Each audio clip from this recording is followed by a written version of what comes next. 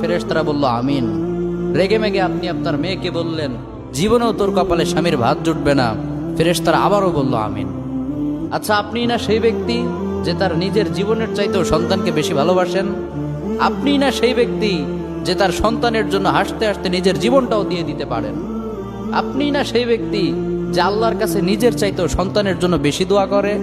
তাহলে কি করে নিজের হাতে নিজের সন্তানের এত বড় ক্ষতি করতে পারলেন? Doesn't make any sense. Common sense বলতে কিচ্ছু নাই আপনাদের? আপনারা কি জানেন না আপনাদের রাগের মাথায় বদদোয়া করাগুলো ফেরেশতারা আমিন বলে?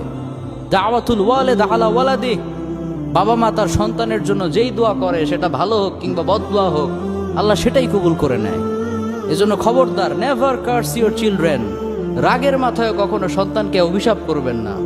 খুব বেশি রাগ উঠে গেলে তার জন্য উল্টা ভালো দোয়া করেন।